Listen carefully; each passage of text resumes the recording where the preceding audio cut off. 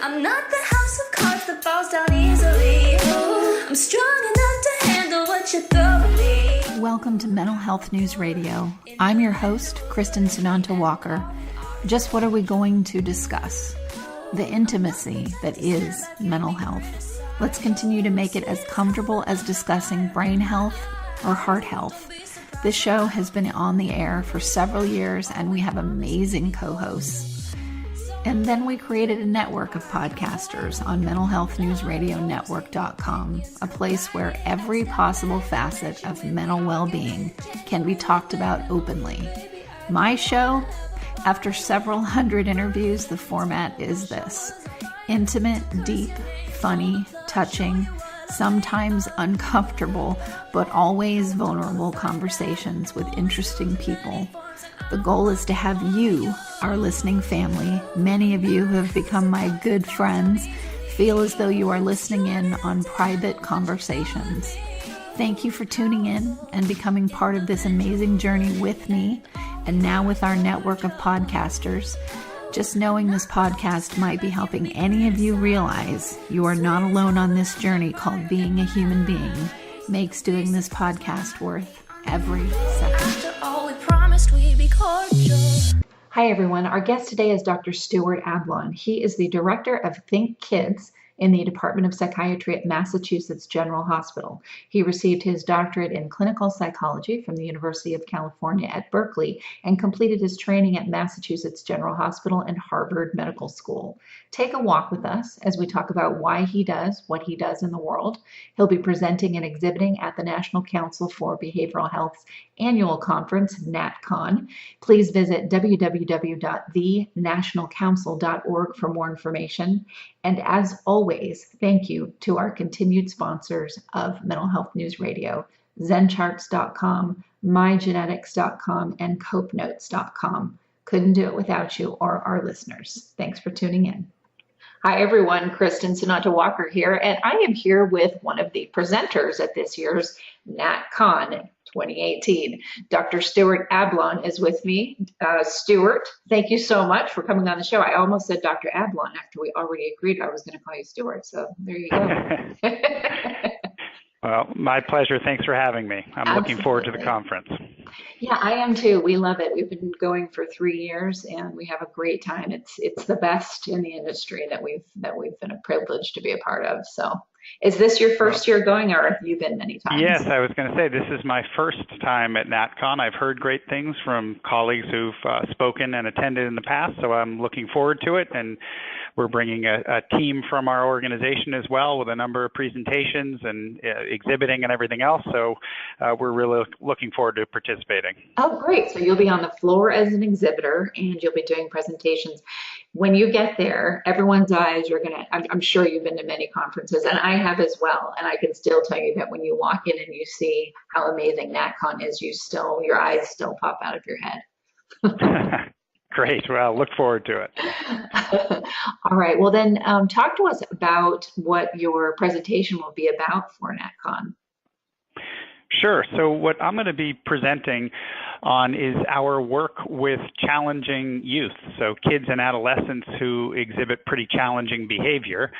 And we have a particular approach to working with them that still these days, unfortunately, I would say it's a fairly novel way of understanding what gives rise to their challenges and then as a result, how to handle them. And it's an approach that we have been applying for many years now across all kinds of different settings across the continuum of care. So working with families, with schools, working in treatment facilities, correctional facilities, you name it. So that's what I'll be focusing on.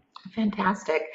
So one of our podcasters has a treatment center called Fire Mountain Residential Treatment Center, and he works specifically with teens. He's got a podcast on our network. And so just so that our listeners understand, you would actually go in and work with an organization like his on the advocacy and the clinical work and so on and counseling that they deliver to the teens in their program. Is that how it would work?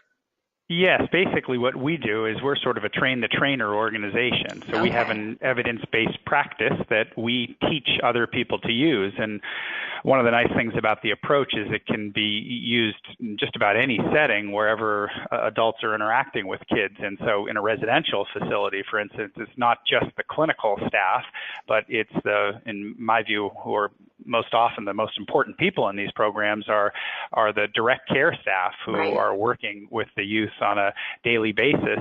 So it's those folks as well who we teach the approach to and get them to a point where they are able to use it effectively and to do it on their own, and then it's sustainable over time. So we partner with organizations like that to teach them our collaborative problem-solving approach, which is the name of the approach.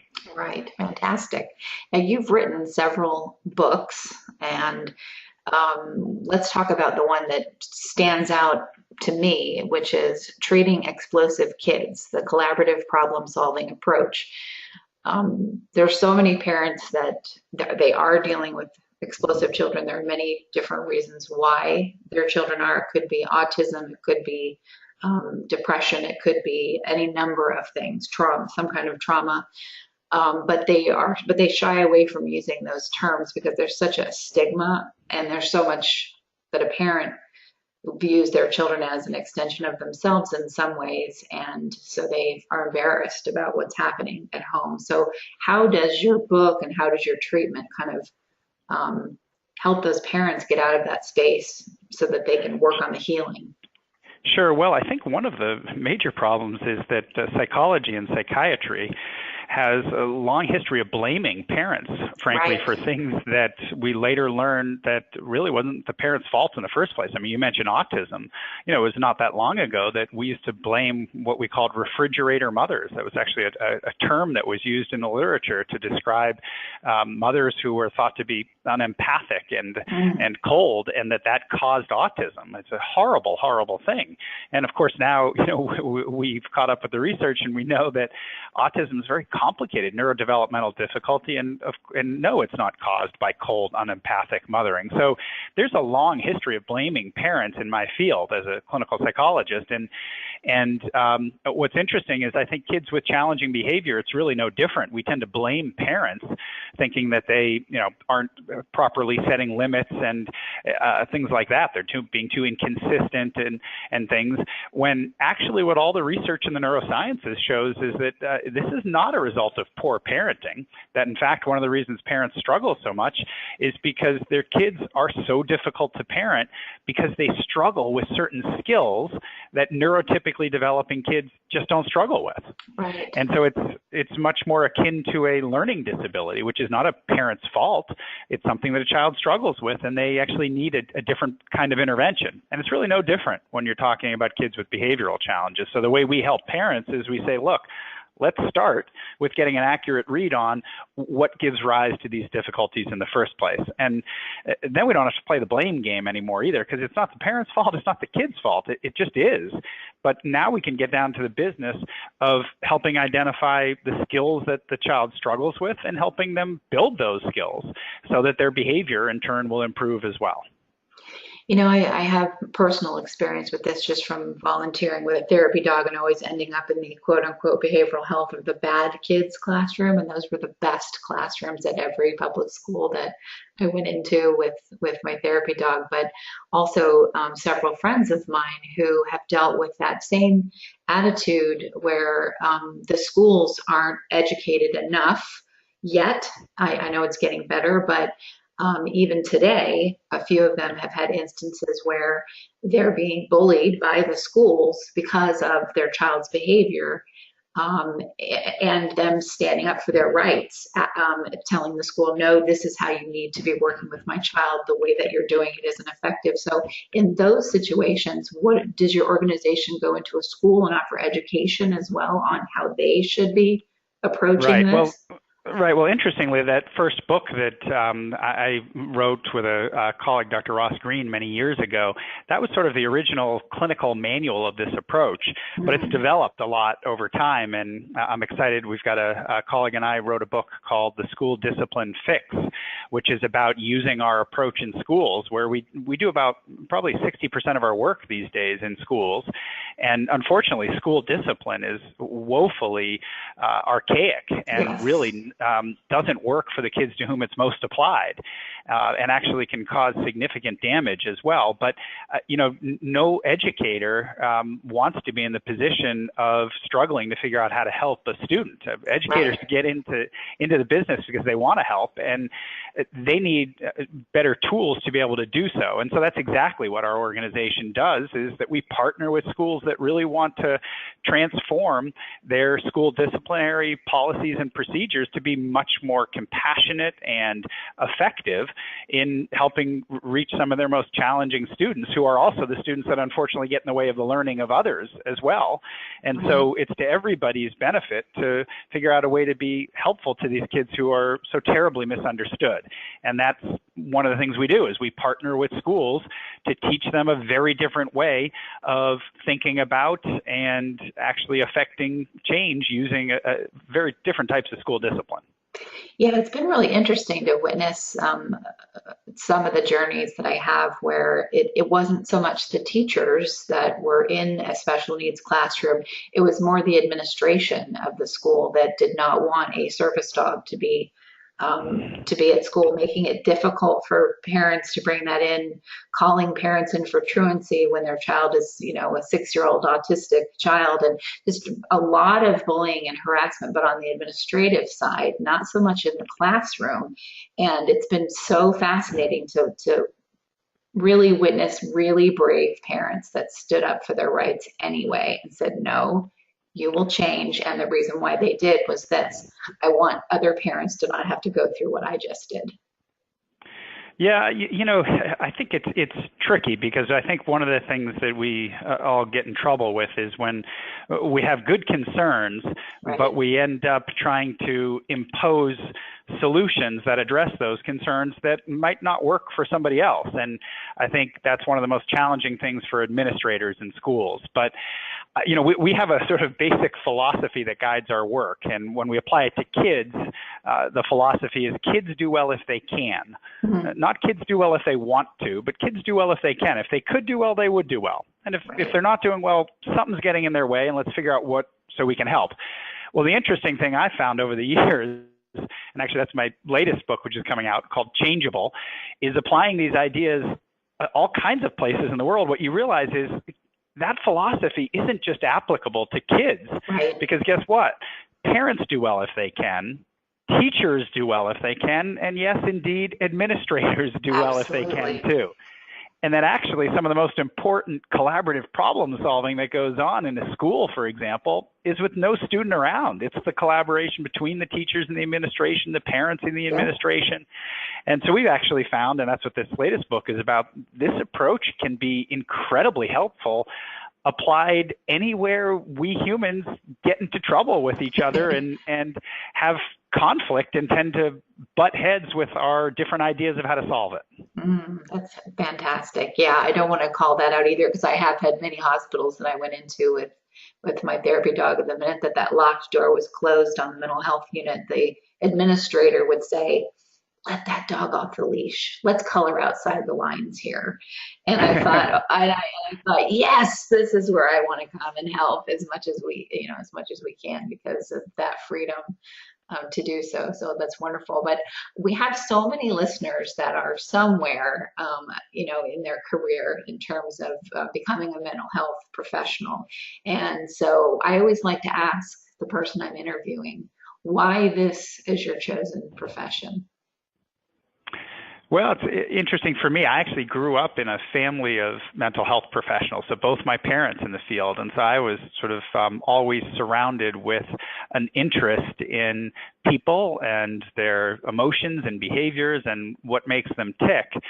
And then actually, my first job was in high school, where I was in essence interning on an inpatient psychiatry unit for children and adolescents, but they were so terribly understaffed that as a high school student, I was thrown in and basically used as staff and thrown right in the middle of the fire. And here I was completely ill-equipped to try to help some of the most challenging kids in some of the most challenging circumstances.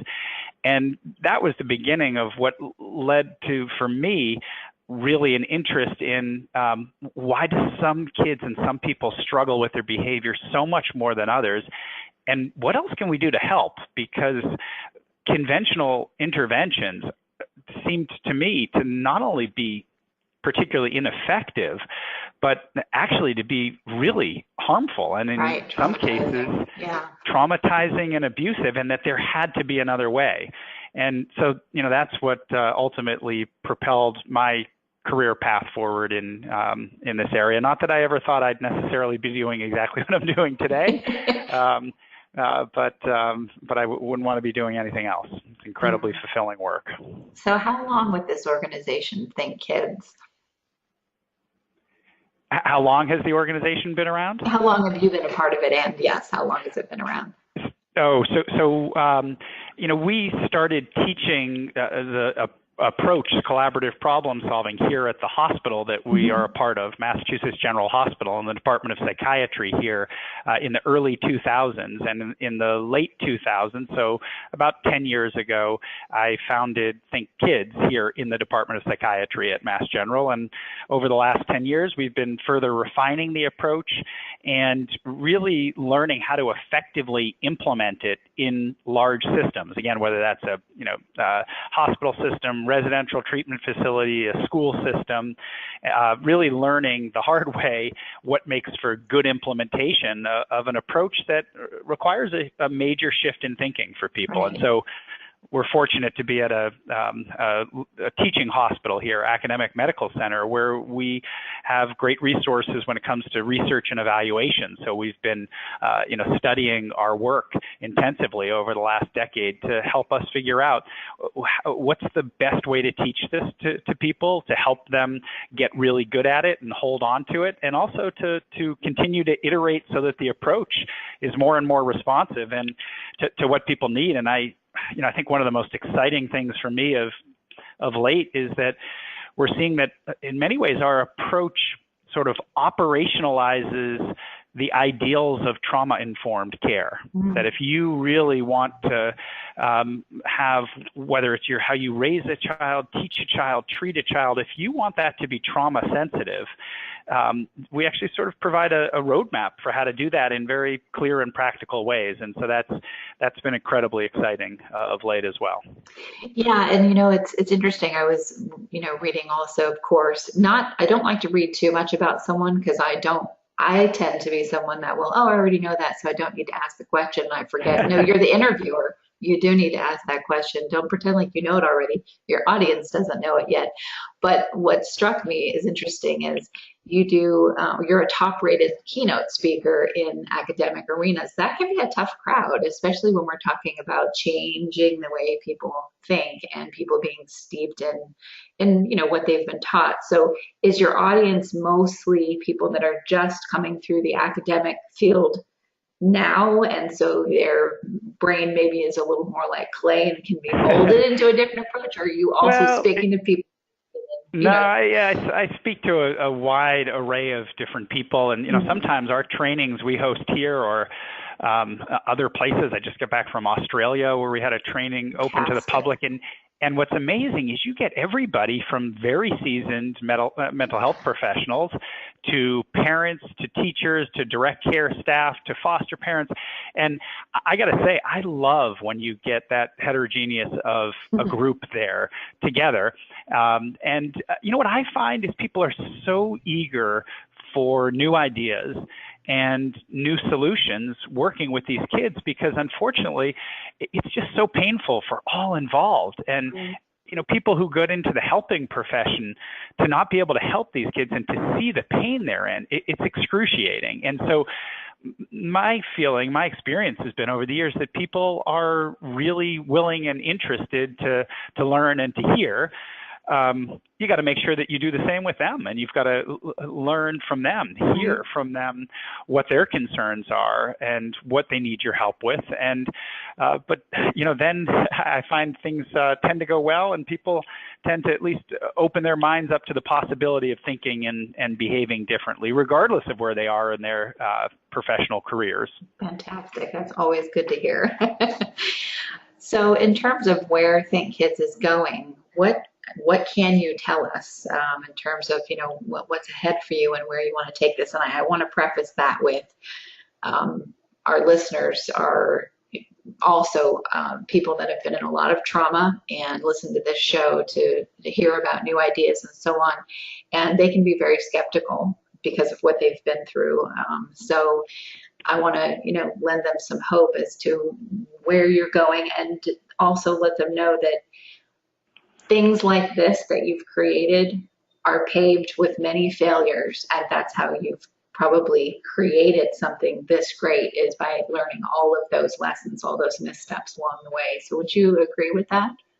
I would certainly agree with that. I mean, when I alluded to in the last decade, we've been learning a lot. What I really meant by that is we've had incredible successes that I'm so proud of, that are so exciting. I mean, astonishing results.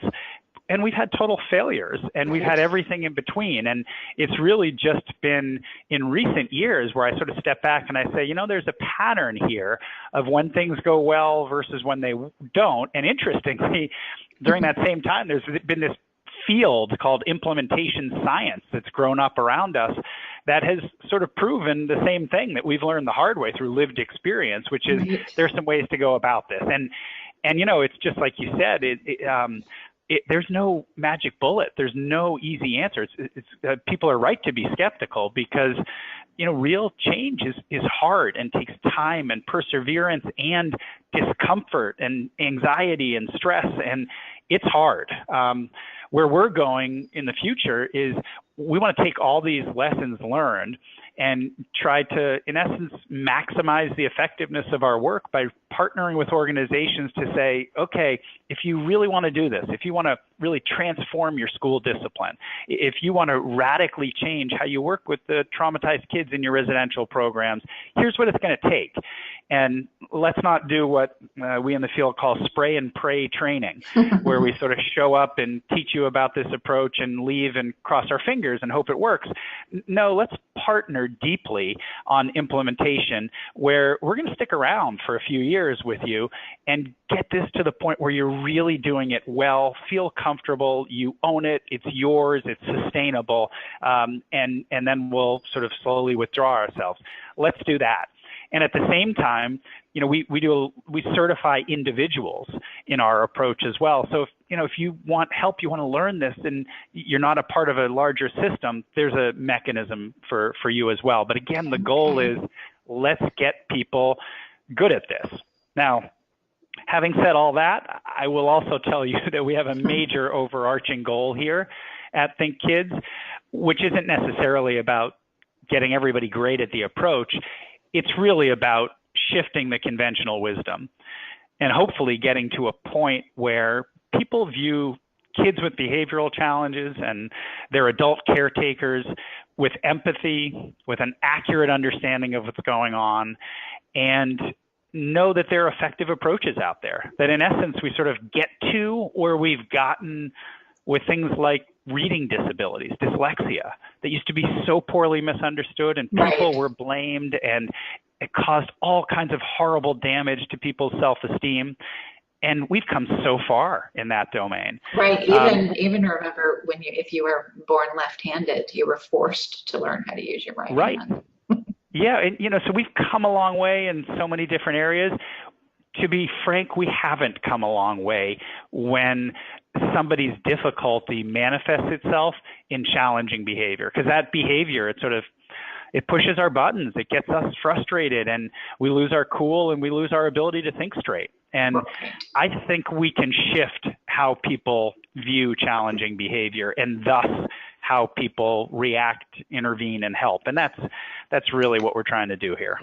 Fantastic. Well, I can't wait to hear your presentation and see your booth. It's going to be fast paced at the booth. I can tell you that. I actually had a dream once that I was on the conference floor in the exhibit hall before they were laying down everything, and I saw big, machines dropping off exhibitor booth material and so on. And I thought it was interesting because that is exactly what it does look like. It's so massive. Well, I don't know. I'm a little worried about you if you're dreaming about booth setup at NAT Con.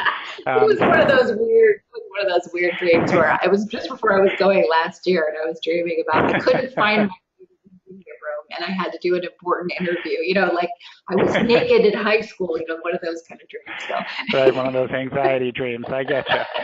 Well, please make sure to come up and say hello in person so we can meet in person. It's been a real pleasure talking with you, and I hope folks will find our resources helpful and let us know how we can be more helpful, because we're aware that we've got a lot of work to do and a lot of ways that we can improve as we strive to do better by these kids and their families. Humility. That's the best part about everything that you've said and what I can see about your organization. And I want to make sure that everyone knows that they can go to www.thinkkids.org, and you can also come and hear their presentation at this year's NAT Con 2018. Dr. Ablon, thank you so much for coming on. Stay on for a second. We'll chat for a little bit after, but thank you so much for being a part of today's show. Again, my pleasure. Thanks so much for having me. And thanks to our listeners for another edition of Mental Health News Radio. Without good intentions, I heat up and act on my emotions. Thanks so much for listening to Mental Health News Radio. Our podcast can be found on iTunes, Stitcher, and hundreds of other podcast apps. Or you can visit our website at mentalhealthnewsradio.com. If you have a question or would like to be a guest, become a podcaster on our network, or join the amazing organizations that help keep us on the air, please email us at info@mhnrnetwork.com. Get ready for that special goodbye from our resident therapy dog, Miles, and a special thanks to Emily Sohn for letting us use her incredible song, Cordial, for our podcast music. Listen to the full song on SoundCloud at emily.sonne. Don't be surprised when I don't hate on you. After all, we promised we'd be cordial. Sometimes in you I can fight it. Good boy. Welcome to the Total Wireless Store, where total confidence awaits. I need to keep up with my teens this summer without sweating high cell phone bills. Don't worry, you got this with Total Wireless. We have plans to fit all your family's needs starting at just $25 on the nation's best 4G LTE network. I won't miss a thing. Now you can focus on the important stuff, like arguing about curfew. Discover the Total Wireless stores and get total confidence. The latest phones, the best network, all at great prices. Now open in New York. Refer to the latest terms and conditions of service at totalwireless.com.